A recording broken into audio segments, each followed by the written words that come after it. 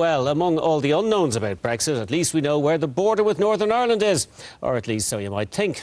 But 96 years after partition, there's still no agreement between Dublin and London on where the line should be drawn on Lough Foyle between Donegal and Derry. And the legal confusion over sovereignty is contributing to a potentially serious problem with what's going on in the lough. Here's Robert Short. This is a story about the unfinished history of a disputed border. It was because of Britain's naval dominance, it was because of the seas that Ireland had always been strategically important to Britain. It's a story about ancient rights and big business. The Irish government have been incapable of doing anything. It's a free-for-all. It's a Klondike. It's a story about borders, Brexit and oysters. It's quite remarkable that the Good Friday Agreement's almost a generation ago and still it's not resolved.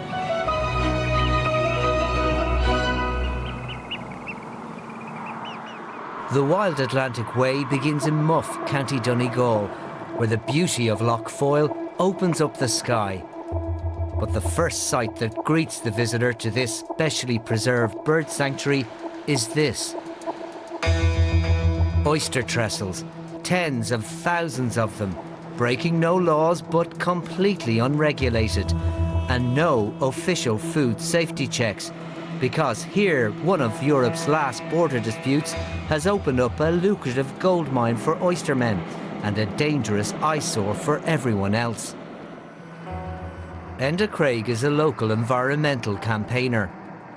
It's very difficult for us to understand how a 10-mile stretch that has been set aside by the government, officially designated, is allowed for this type of activity to happen here, in contravention of everything that an SBA should be. And yet, when we inquire of officialdom, they tell us there's absolutely nothing they can do about it. Below the high water mark, they have no powers.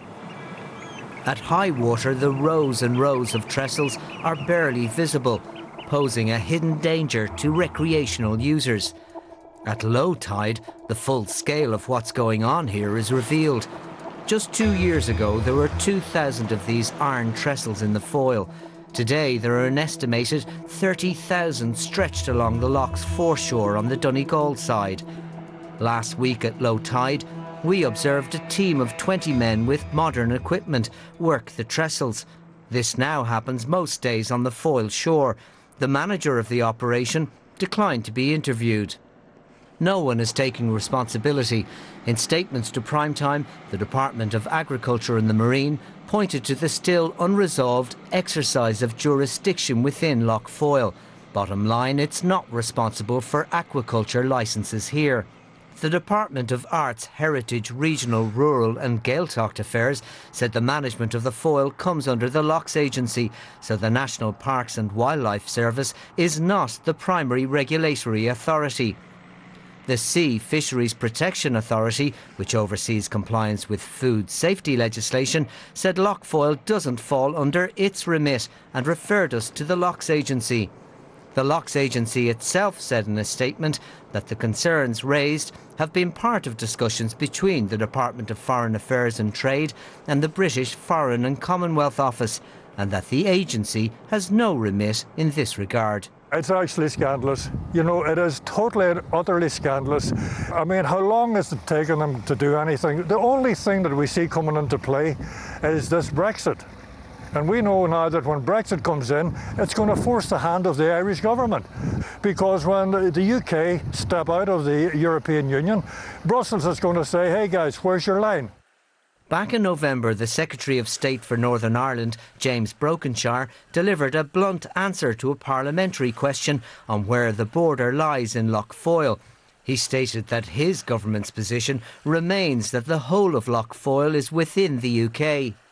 Our government's response, repeated today in a statement to Primetime, is that the UK's claim over Lough Foyle has never been accepted by any Irish government and that this position remains unchanged. The statement goes on to say that the issues are complex. Discussions began in 2011 and the next scheduled meeting is in early February. To understand what's going on here, it's necessary to go back a little.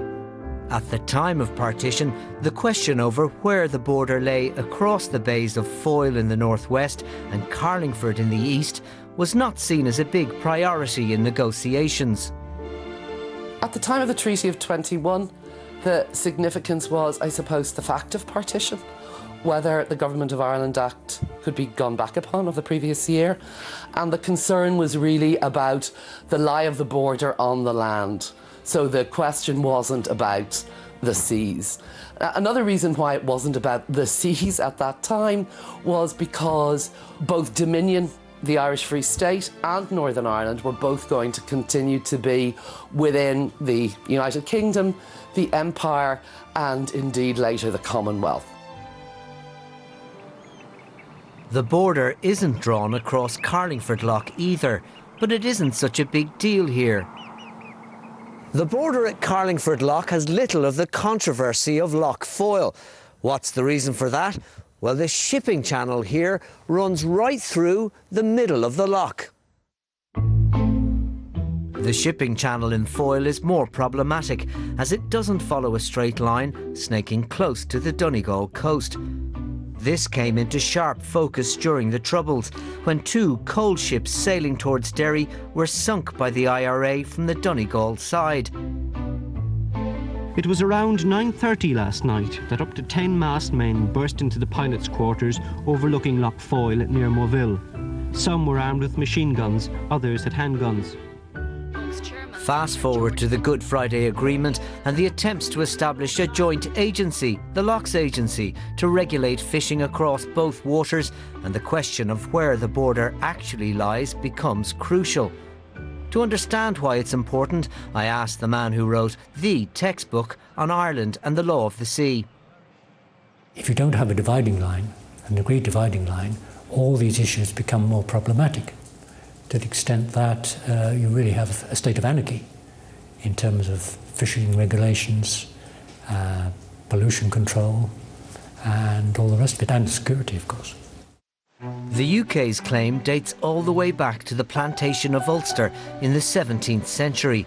It includes the Crown Estate's claim that it owns the seabed with all its rights.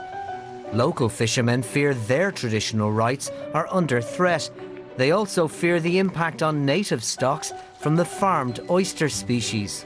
I believe that these foreign invasive species is taking a lot of feed away from the native ones, and they're being starved somewhat.